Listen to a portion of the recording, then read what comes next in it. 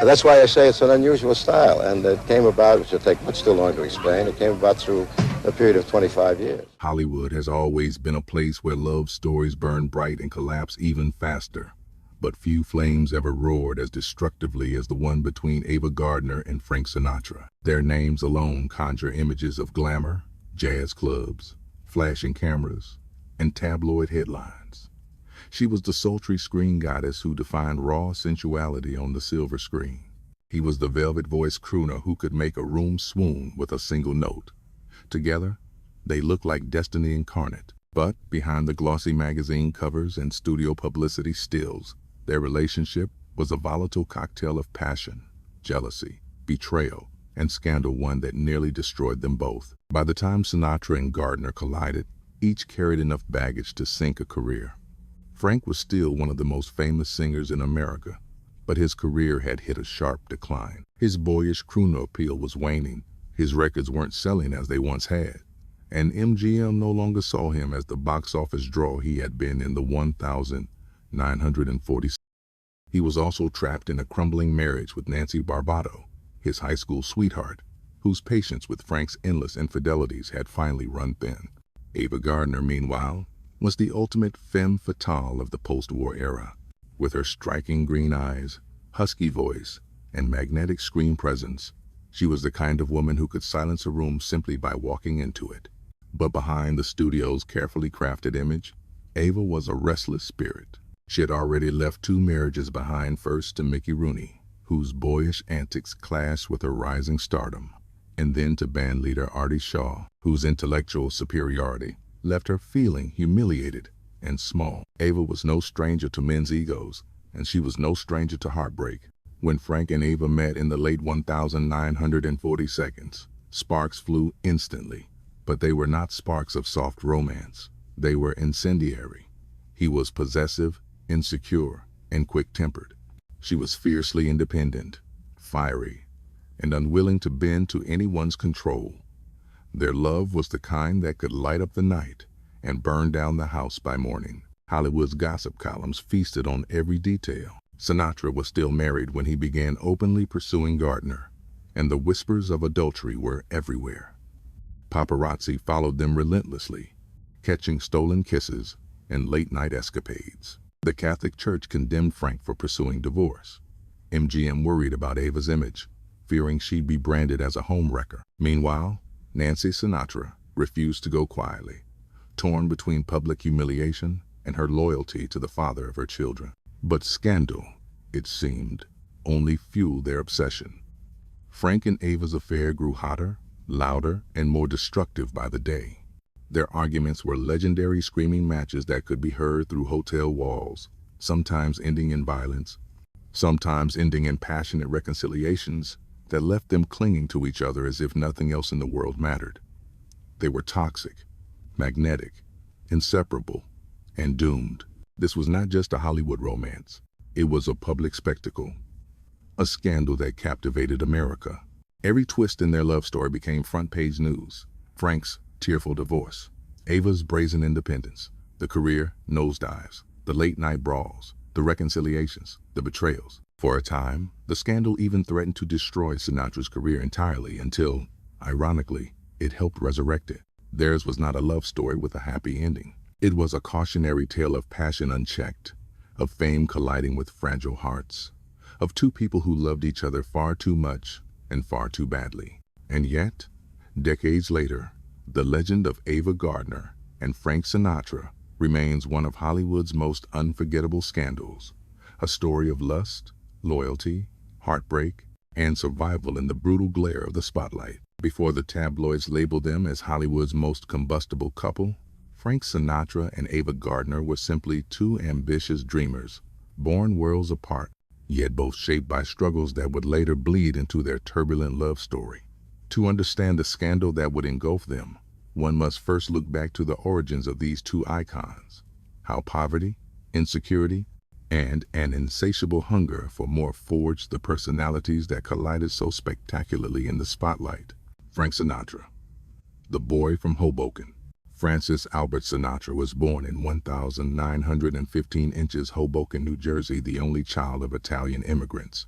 His father, Marty, was a tavern owner and part-time boxer, while his mother, Dolly, was a fiery, ambitious woman who dominated the household. From an early age, Frank absorbed both his father's toughness and his mother's relentless drive. But life in Hoboken was no easy climb. The Sinatra family was working class, and young Frank grew up with a chip on his shoulder, always aware of how little he had compared to others. In school, Sinatra struggled. He was not an outstanding student. Instead, he gravitated toward music, idolizing Bing Crosby and dreaming of a life beyond Hoboken's cramped streets. His classmates teased him for his skinny frame and scarred face, a result of a forceps delivery at birth, leaving him with a lifelong sensitivity about his looks. This insecurity would later manifest in his relationships, where jealousy and suspicion often poisoned his love affairs. Yet Sinatra had something few others did, a voice that could melt hearts. By the late 1932, he was chasing every opportunity to sing, first with local bands, then landing a spot with band leader Harry James. Soon after, he joined Tommy Dorsey's orchestra, where his velvety phrasing and emotional depth turned him into a rising star. Fans, especially women, were mesmerized. The voice had arrived. But even at the height of his early fame, Sinatra's personal life was complicated. He married Nancy Barbato in 1939, and together they had 3 children. But Frank's natural charm, coupled with his newfound stardom, led to countless affairs. Nancy tolerated them at first, but their marriage was a fragile fortress, riddled with cracks. Sinatra's tendency to chase after women actresses, singers, showgirls was already public knowledge. That hunger for love and validation, born of his Hoboken insecurities, would later fuel his obsession with Ava Gardner. Ava Gardner, the Southern beauty. On Christmas Eve of 1922, in the small rural town of Grabtown, North Carolina, Ava Lavinia Gardner was born the youngest of 7 children to a poor tobacco farming family. Her parents, Jonas and Mary Elizabeth, struggled to provide, and Ava's childhood was marked by hardship. She grew up barefoot much of the time, running wild in the fields, with little indication that she would one day be hailed as one of the most beautiful women in Hollywood. Where Sinatra was city-born, Ava's roots were deeply Southern conservative, modest, and traditional. Her family valued hard work and faith, not glamour. But Ava's beauty was impossible to ignore. As she grew into her teenage years, her striking green eyes and flawless bone structure turned heads everywhere she went. Despite her looks, Ava remained shy and soft-spoken, her heavy Carolina drawl making her seem out of place in the slick world she would eventually conquer. Her entry into Hollywood was almost accidental. In 1941, when Ava was just 18, her brother-in-law displayed a portrait of her in a New York City photo studio window. A scout from MGM happened to see it, and soon Ava was on a train to California, signed to a contract with one of the most powerful studios in the world. At first, she was treated as little more than decoration cast in bit parts, often silent roles, where her beauty was her only credential. But over time, Ava honed her craft, and her breakout performance in The Killers, 1946, transformed her from studio ornament into bona fide star. Still, Ava's personal life mirrored her on-screen persona. Sultry, dangerous, magnetic. She married twice before Sinatra entered the picture. Her first husband, Mickey Rooney, was a teen heartthrob, but their marriage lasted barely a year, undone by his infidelities and immaturity. Her second, Artie Shaw, dazzled her with his intellect and sophistication, but his constant criticism left her insecure and resentful. Both relationships ended in heartbreak, and Ava carried those scars with her, vowing never again to be diminished by a man. 2 worlds collide. Frank, the scrappy son of Italian immigrants with a fragile ego hidden beneath bravado. Ava, the barefoot beauty from the tobacco fields, hardened by disappointment and determined never to bow to anyone. Their worlds could not have been more different, yet their similarities were striking. Both were products of humble beginnings. Both had clawed their way into Hollywood's stratosphere, and both were haunted by deep insecurities. By the late 1942, Frank's star was beginning to dim while Ava's was on the rise. He was a married man grasping to hold on to fame. She was a young goddess ascending to the peak of her career. When their paths finally crossed, it was less a gentle meeting of kindred spirits than a collision of dynamite and flame. The insecurities of their youth, his fear of abandonment, her refusal to be controlled, were the invisible ghost standing between them, pushing them toward a love affair that would shock Hollywood and ignite one of the most infamous scandals in entertainment history. By the late 1940s, Hollywood was a glittering carousel of smoky nightclubs, studio parties, and after-hours rendezvous where reputations were made and destroyed. It was in this electric atmosphere that Frank Sinatra and Ava Gardner's paths finally converged. What began as curiosity quickly spiraled into obsession or romance that both of them seemed powerless to resist, no matter the cost. The first sparks. The story goes that Ava and Frank first encountered each other in passing at MGM parties, where stars mingled under the watchful eyes of producers and publicists. At first, Ava paid little attention. Sinatra was still married, and she had already endured enough drama with men to be wary of another entanglement. But Frank was persistent, and more importantly, he was captivated. Unlike the glamorous showgirls who often surrounded him, Ava was real.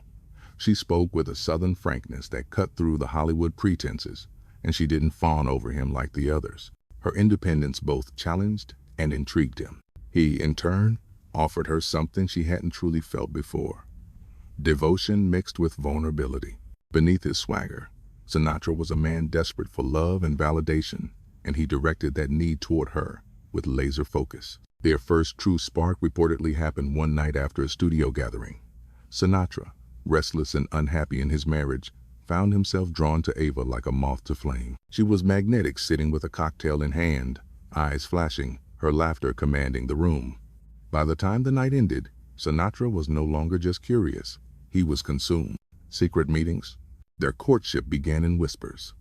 Late-night phone calls, stolen moments away from prying eyes, drives up the California coast where they could breathe without the pressure of Hollywood. But the secrecy didn't last long. Frank was incapable of hiding his obsession, and Ava, despite her better judgment, found herself falling. To Ava, Frank was different. He wasn't the boyish Mickey Rooney or the intellectual tyrant Artie Shaw. He was older, more world-weary, and his passion for her was undeniable. When Frank looked at her, he didn't see just a beautiful actress, he saw salvation.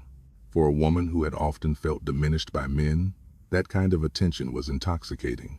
But this was no simple romance.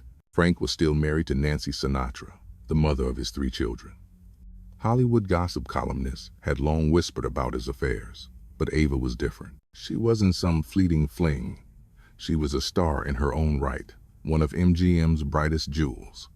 Their relationship was too visible, too explosive, to remain in the shadows for long. Betrayal and headlines. As their affair deepened, the press caught wind. Paparazzi trailed them, hungry for proof. Frank and Ava were spotted leaving clubs together, photographed in each other's company when they should have been apart. For Nancy Sinatra, the humiliation was unbearable. She had endured Frank's indiscretions for years, always choosing loyalty for the sake of family. But Ava Gardner was a scandal Nancy could not ignore. The Catholic Church condemned Sinatra for pursuing divorce. Studio executives panicked, fearing that Ava's image would be tainted. MGM tried to downplay the affair, but Ava refused to be controlled. She never apologized for who she loved or how she lived. That defiance only made her more irresistible to the public and more dangerous to Frank's fragile career. The tabloids had a field day. Sinatra's marriage on the rocks. "Gardner the homewrecker," screamed the headlines. Gossip columnists like Hedda Hopper and Luella Parsons painted the affair as both sordid and glamorous, a real-life melodrama unfolding in front of America's eyes. Every fight, every reconciliation, every rumor was splashed across newspapers. Their love was no longer private, it was a national obsession. The divorce. By 1951, Frank's marriage had reached its breaking point. Nancy, publicly humiliated, finally filed for divorce. The proceedings were ugly, splashed across headlines that painted Frank as selfish and Ava as predatory. The scandal threatened Sinatra's career, which was already faltering. Record sales had plummeted, His movie contracts were drying up, and the affair with Ava only made him appear reckless. For Ava, however, the romance seemed unstoppable. Against all odds, she married Sinatra in November 1951, just days after his divorce was finalized. The ceremony, rushed and intimate, was far from a fairy tale. It wasn't celebrated as a triumph of love, but rather marked by whispers of doom. Friends and insiders alike predicted disaster, claiming their union was built on passion too volatile to last, love that burned too hot. In the early days of their marriage, Frank and Ava were inseparable. They spent nights dancing in Havana, gambling in Las Vegas, drinking until dawn in smoky bars. They were Hollywood royalty, the couple everyone talked about, living fast and hard. But beneath the glamour, their relationship was already cracking. Frank's jealousy intensified.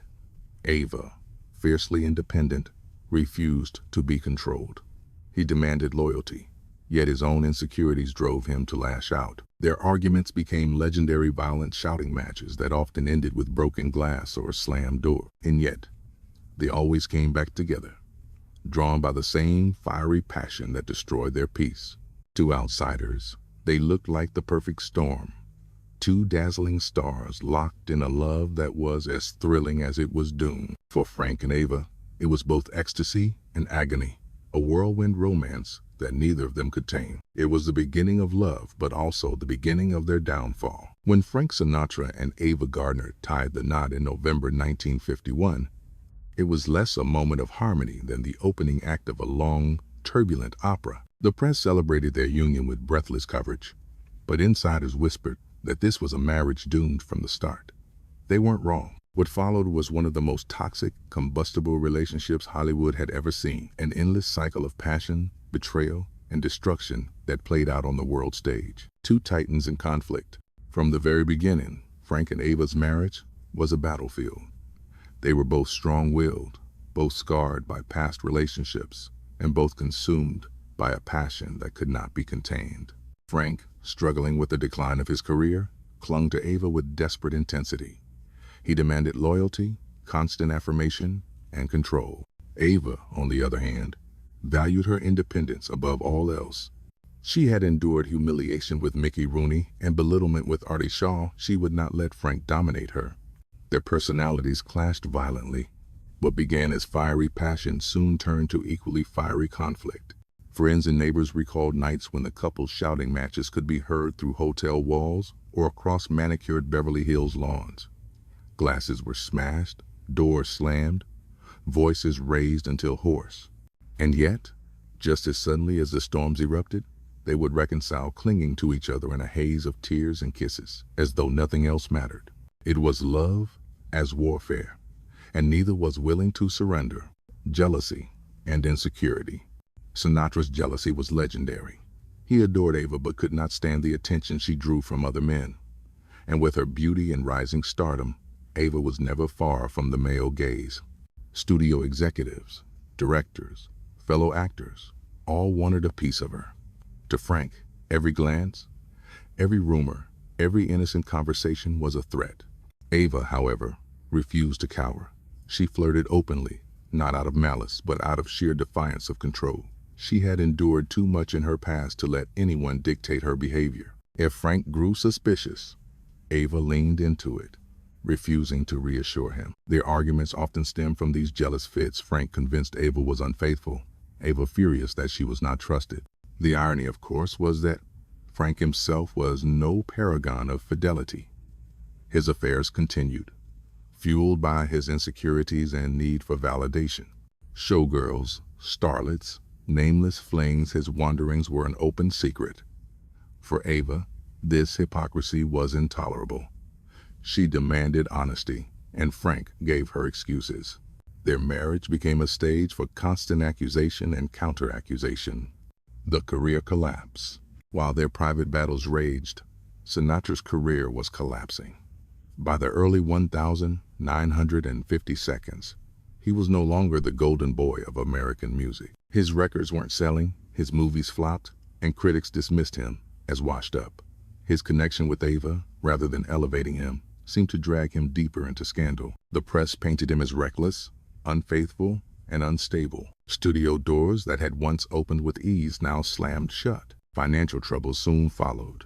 Sinatra's lavish lifestyle, combined with dwindling income, left him in debt.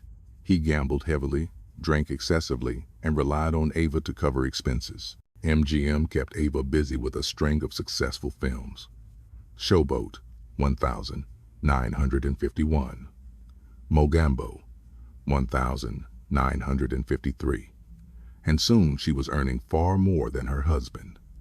This only deepened Frank's humiliation. Ava, for her part, was sympathetic but firm. She loved Frank, but she would not sacrifice her career for his pride. In the patriarchal world of 1952 Hollywood, the idea of a wife outshining her husband was scandalous, and Frank's fragile ego could not bear it. Every paycheck she earned, every glowing review, was a reminder of his failures. Explosive fights. As the strain mounted, their fights grew even more violent. Witnesses recounted seeing Sinatra storm out of clubs after screaming at Ava, only to return hours later begging for forgiveness. Ava, equally volatile, once chased Frank with a pistol during a drunken brawl, though she later insisted she never intended to use it.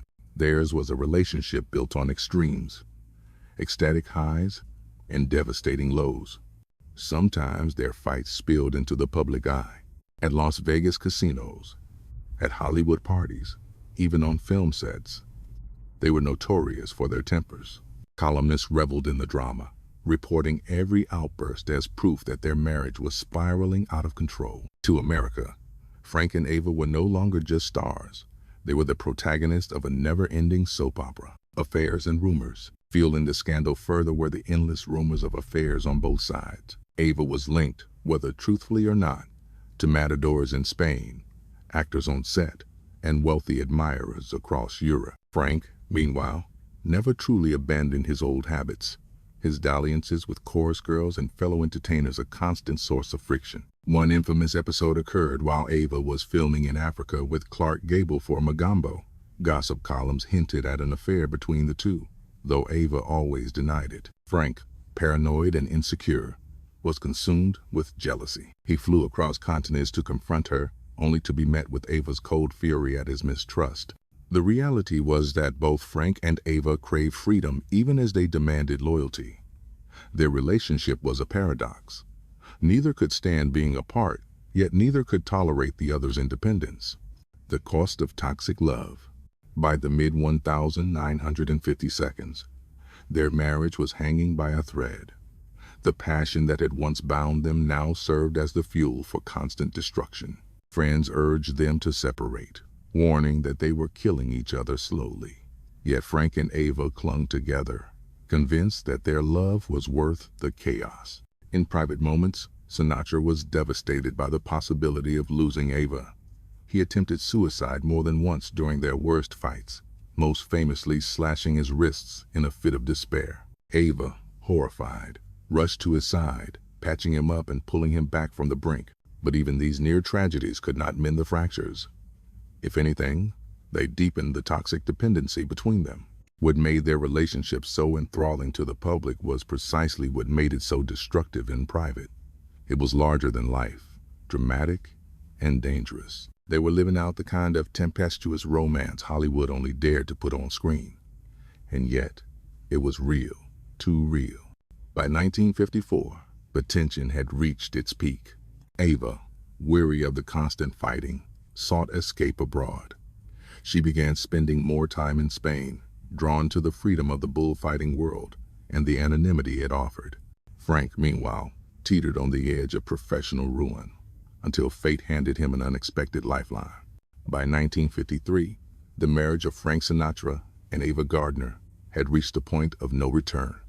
What began as a whirlwind of intoxicating passion had curdled into a daily cycle of mistrust, jealousy, and exhaustion. To outsiders, they still looked like Hollywood's golden couple, Ava dazzling on screen, Frank clinging to his reputation as the voice.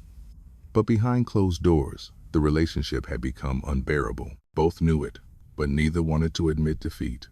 They were locked in a dance of love and destruction that could end only one way. Ava escapes to Spain. Ava had always been restless, drawn to new experiences that gave her freedom from the suffocating glare of Hollywood. By the early 1950s, she found an escape in Spain. There, far from the gossip columnists and the studio system, she immersed herself in the world of bullfighting. The drama, the danger, the raw masculinity of the matadors fascinated her. It was a culture as passionate and volatile as she was, and in its rhythms she felt alive. While in Spain, Ava struck up friendships with bullfighters like Luis Miguel Dominguín, relationships that the press quickly painted as affairs. Whether true or not, the rumors were enough to drive Sinatra into fits of rage. Alone in America, his career faltering, Frank could not stomach the thought of his wife entwined with Spanish heroes while he struggled for relevance. Ava's time abroad gave her perspective. She realized she no longer wanted to fight. Life with Frank was a war zone, and she was tired of being dragged into his storms. The more distance she put between them, the more she understood that their love, no matter how deep, was destroying them both. Sinatra's desperation. For Frank, Ava's absence was unbearable. Already spiraling from career setbacks, he fell into a depression so deep that friends feared for his life. He drank heavily, gambled recklessly, and sank further into despair. When Ava refused to reconcile during one particularly brutal fight, Frank attempted suicide in her hotel room, slashing his wrist in a desperate cry for help. Ava, shaken to her core, rushed to save him, but the damage was done. Their relationship was no longer just toxic, it was life-threatening. The incident made headlines, further tarnishing Sinatra's image. He was painted as a man unhinged, a has-been crooner, abandoned by his glamorous wife. For Ava, the guilt was crushing, but she knew she could not return to the chaos. She cared for Frank deeply, perhaps more deeply than anyone else in her life, but she also knew she could not survive him. The professional collapse. By this point, Sinatra's career had hit rock bottom. The once revered singer could not sell records, his voice sounding strained and tired. Hollywood had no interest in him. MGM had cut ties, and he was considered box office poison. At one point, Sinatra was reduced to borrowing money from friends, pawning jewelry, and begging for opportunities. The man who had once commanded sold-out stadiums now found himself humiliated, adrift, and mocked in the press. Ava, meanwhile, was thriving. Films like Mogambo and The Barefoot Contessa elevated her to international stardom, earning her respect as both a beauty and an actress. Her independence, which Frank once admired, now widened the chasm between them. While Sinatra clung to her, hoping her star power might revive his own, Ava pulled further away, unwilling to sacrifice her success for a marriage already beyond repair. From here to eternity. Then came the moment that would alter everything. In 1953, director Fred Zinnemann began casting for the adaptation of James Jones's gritty war novel, From Here to Eternity. The role of Private Angelo Maggio, a scrappy, tragic soldier, was small, but pivotal. Sinatra, desperate for a chance to prove himself, campaigned relentlessly for the part. Most of Hollywood laughed at the idea. A washed-up crooner with no box office draw? It seemed impossible. But Sinatra had an unlikely ally, Ava Gardner. Despite their crumbling marriage, Ava used her influence with studio executives to push Frank's case. She believed in his talent, even if she no longer believed in their marriage. "Give him the chance," she argued, "and he'll surprise you." Against all odds, Frank was cast. His performance as Maggio was electric, raw, vulnerable, heartbreaking. For the first time in years, Sinatra was not playing the suave crooner or the charming playboy. He was playing a broken man, and audiences believed him. Critics hailed it as the comeback of the decade. When he won the Academy Award for Best Supporting Actor in 1954, Sinatra's career was reborn overnight. Ironically, it was Ava, the very woman he was losing, who had helped resurrect him. Their love had nearly destroyed him, yet her belief gave him the lifeline he needed to survive. The final shattering. But the Oscar did not save their marriage. By the time Sinatra was clutching his golden statue, Ava was already gone in spirit. She had returned to Spain, throwing herself into the world of matadors and independence. The marriage, though not officially dissolved until 1957, was effectively over. Their final years together were marked by separations, reconciliations, and endless rumors. Sinatra begged for another chance, wrote her letters, and even followed her across Europe in desperate bids to win her back. But Ava had made her choice. She would always love Frank, but she could not live with him. The breaking point had come. Two people who adored each other too much, who burned too hot, finally consumed by their own fire. By the mid-1950s, the writing was on the wall. Frank Sinatra and Ava Gardner's marriage was finished. They had fought, reconciled, and fought again, each round more brutal than the last. Their passion had once fueled them, but now it only destroyed them. What remained was a scorched battlefield of betrayal, exhaustion, and regret. The separation, though still legally married, Ava and Frank had drifted into separate worlds. Ava settled in Spain, where she could escape the suffocating press of Hollywood and embrace a culture that matched her fiery spirit. She reveled in her freedom, mingling with bullfighters and aristocrats, making headlines across Europe as much for her love life as for her film roles. Frank, meanwhile, was reborn. With his Oscar win for From Here to Eternity, he had gone from washed-up has-been to respected actor in the span of a year. His music career, too, began to soar once more as he reinvented himself with a darker, more mature style. Songs like Young at Heart and In the Wee Small Hours captured a melancholy that felt authentic, born from his turbulent years with Ava. Audiences connected to this new Sinatra, the man who had been broken and rebuilt. But the shadow of their marriage lingered. The tabloids refused to let go, publishing endless speculation about their separation. Every time Ava was spotted with a matador, every time Frank was seen with another woman, it was front-page news. They might have been apart, but in the public eye, they were still bound together. The divorce. In 1957, after years of estrangement, Frank and Ava finalized their divorce. The proceedings were not a screaming spectacle like their marriage had been. Instead, it was marked by exhaustion. Both knew the war was over. Frank, though heartbroken, accepted it with a mixture of resignation and despair. Ava, too, knew it was the right decision. They loved each other deeply, but they could not survive each other. The press devoured the story, framing it as the tragic end of Hollywood's most tempestuous love affair.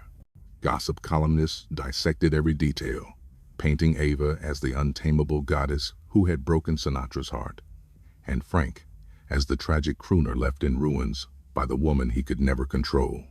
Neither portrayal was entirely fair, but both stuck. The divorce carried heavy personal costs. For Frank, it meant admitting that even his Oscar and career revival could not repair his marriage. For Ava, it meant living with the label of homewrecker that had followed her since their affair began, a stigma that never fully faded despite her undeniable talent. Sinatra's rebirth. Ironically, Sinatra's career reached new heights in the very years his personal life lay in shambles. He became the face of the Rat Pack era, sharp suits, smoky lounges, Vegas showrooms. He was no longer just a crooner. He was a cultural icon. His music reflected his scars, his voice deeper, richer, more resonant than in his boyish days. Audiences heard the pain of Ava in every ballad, the longing in every lyric. Frank himself never denied it. He poured his heartbreak into song, famously dedicating performances of I'm a Fool to Want You to her, a track he co-wrote at the height of their troubles. Even as he moved on with other women, Lauren Bacall, Mia Farrow, he could never quite leave Ava behind. Friends said he carried her shadow with him for the rest of his life. Ava's retreat. Ava, for her part, grew weary of Hollywood. Though she continued to star in films through the 1,950 seconds and 1,960 seconds, her interest waned. She found more peace abroad, especially in Spain and later in London. The glamour that had once defined her now felt like a burden. She sought authenticity, not flashbulbs. Her relationships after Sinatra were colorful romances with bullfighters, artists, and aristocrats, but none ever matched the intensity of Frank. In candid interviews later in life, Ava admitted that Sinatra had been the love of her life, even if he had nearly destroyed her. "He was good for me in some ways," she said, "and bad in others. But I'll never deny he mattered." The public backlash. Despite their personal acceptance of the divorce, the public never let go of the scandal. For years, Ava was cast as the femme fatale who ruined Sinatra's marriage. Even though his infidelities long predated her, Catholic America scorned her. Hollywood executives worried her image was tarnished, yet fans continued to adore her, seeing in Ava a woman who refused to apologize for living authentically. Sinatra, meanwhile, was seen as both victim and survivor. His attempted suicides, his heartbreak, his comeback, they painted him as tragic and heroic. The scandal, instead of sinking him, had paradoxically humanized him. Audiences could forgive his sins because he had suffered publicly, and his suffering made his art more powerful. Bound together by legend, even after the divorce, Frank and Ava remained linked in the public imagination. They wrote letters to each other, often tender, sometimes furious, long after their marriage ended. Friends revealed that Frank would still call her late at night, years later, just to hear her voice. Ava, too, kept photos of him in her homes abroad. They may have divorced on paper, but their bond never truly ended. It was a love that could not survive, yet could not be erased, a paradox that only deepened the scandal's allure. By the end of the 1,950 seconds, their affair had become less of a news item and more of a legend. Hollywood had moved on to new scandals.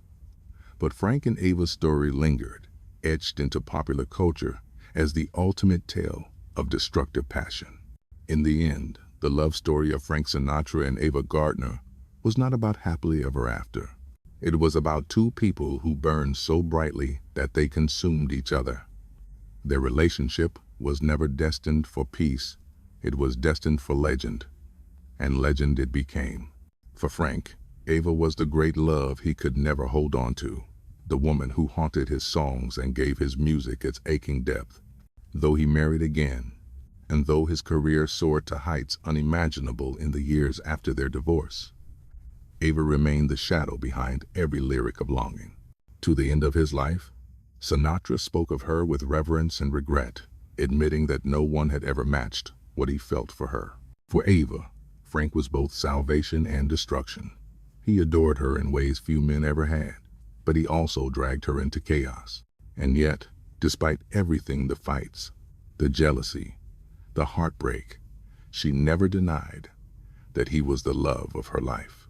Living abroad in her later years, far from the spotlight, Ava still carried that truth with her. "We loved each other," she once said simply, "but we were terrible together."